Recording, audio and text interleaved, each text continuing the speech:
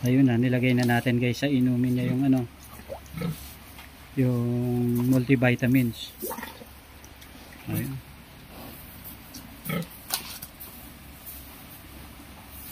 Pasok muna tayo dito sa gate. Ayan, isara natin kasi yung mga baka-baka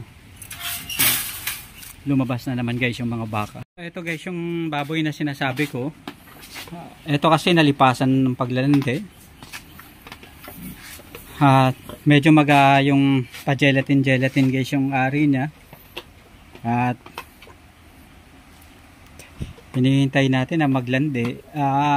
Sinabi na nga natin guys na ano, i-go na din na lang natin kung after 2 days talagang wala pa rin pagbabago.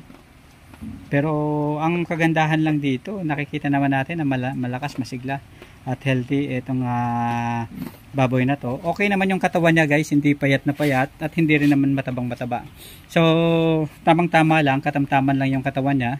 At masasabi natin na ready naman siya in case na ano, ready naman siya na magbuntis. At yung katawan niya, yung gulang niya, yung edad niya, tamang tama na talaga para mag-start na siya guys na magbuntis at manganak.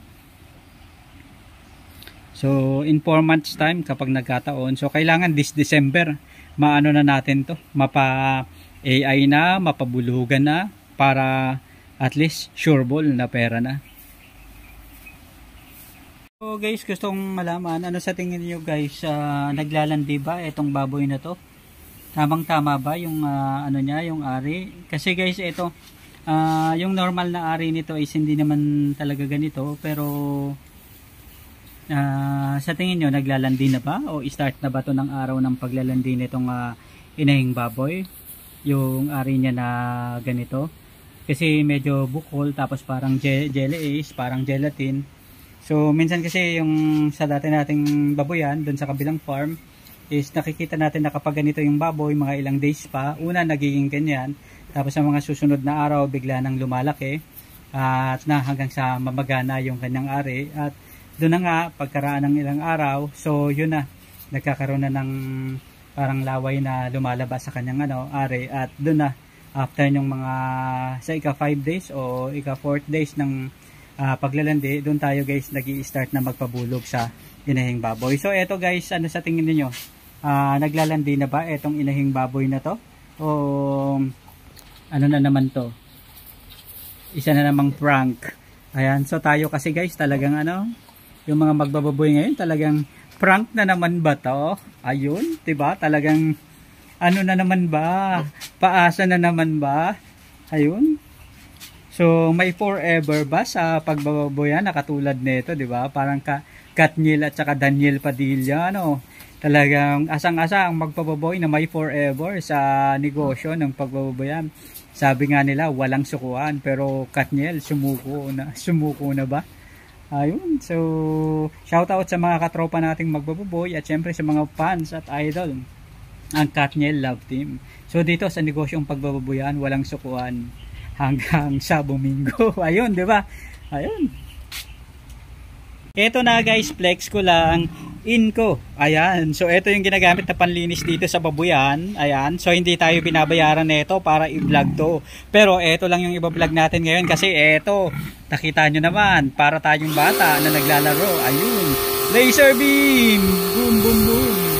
Ayan, so ito guys yung magandang gamitin na panlinis ng inyong babuyan. Kasi talaga naman, ayun, pressure cooker yung datingan nito guys, talagang ano, ilang segundo lang, linis na ang inyong mga baboy. Ayun, talaga naman, shoot sa balde yung mga, ayan o, diba? Parang fishball na pumapasok dun sa ano, ayun na, diba? Linis na kaagad ang babuyan. So ilang segundo lang yun guys, wala pang 30 seconds, talaga namang bingong-bingo na. Kaya eto nga guys, magkukurga naman tayo dito sa alagang baboy na to, mga partner. Ayan, so eto na, lalagyan natin guys ng tubig. Ayan, Actually guys, ang pampurga na gagamitin nga pala natin guys ay walang iba kundi eto na, Libamisol Bulatigok. Bakit ba Libamisol Bulatigok? Bahala kayo guys kung anong pampurga yung gusto nyong gamitin, basta tayo. Eto yung gagamitin natin dito. At eto na nga guys, sabi ng katropa natin dito, hindi rin tayo binabayaran na itong San Miguel na to para i-vlog to. Pero eto lang yung pang-picture natin ngayon. So, sa isang baboy na katulad nito guys, ay pwede natin gamitan ng 1 galon na tubig o 4 liters. Ibig sabihin, 4 na soft drinks, diba, na malalaki.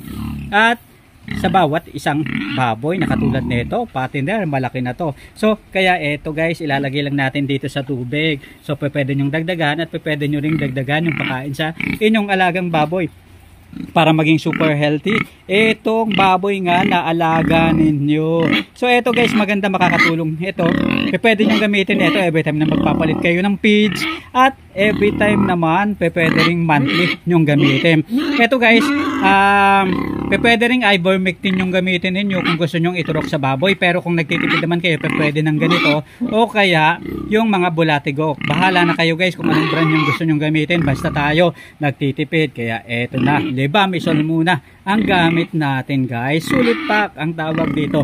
Nabili natin to murang-mura lang sa kahit sa ang Agribet store available. Eto, ayun. So good luck mga katropa. Sana mataas ang presyuhan ng patiner na baboy sa inyong lugar para at least kumita naman at makangiti ng napakaganda ang mga katropa nating mga magbababoy sa Pilipinas. Hanggang sa muli mga katropa, maraming salamat. Paalam, shout out sa lahat-lahat ng magbababoy at wish natin gumanda-ganda na ang presyuhan kasi December na, diba?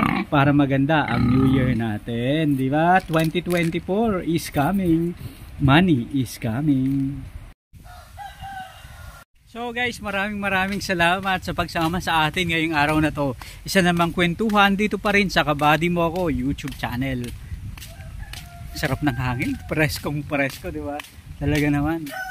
Sulit na sulit yung pamamasyal natin at pagre-relax dito sa farm para medyo ma-refresh tayo. Doon sa mga katropa natin na taga Partido, mamasyal na kayo sa mga pailaw dito sa Partido area, sa bayan ng Goa, Tigaon, San Jose, Sangay at ano pa ba? Lagunoy, ayun oh. So sa ibang bayan na rin, ayan. Pero yung mga binanggit ko, yun lang yung mga malalapit kasi dito at napakadaling i-stroll ng mga magtotropa na gumagamit lang ng motor. So pasyal kayo guys at syempre suportahan nyo yung mga business owners, lalong lalo na yung mga food business. Malaking tulong yan para sa kanila, para masuportahan nila yung mga tao na nagtatrabaho sa kanilang mga negosyo. Ayan, tulong nyo na rin guys para lalong umunlad at umasenso yung food business dito sa ating lugar. So sama-sama tayo guys magtulungan, suportahan natin ngayong December. Eto na guys, isang pagkakataon na magtipon-tipon, magkasama-sama sa pamamasyal ang bawat pamilya. Napakasarap pagmasda ng mga pailaw, talagang may inspire ka. At syempre mga bata, tuwang-tuwa, talagang mag-i-enjoy dahil sobrang ganda at pinaghandaan nila. Hanggang sa muli, paalam.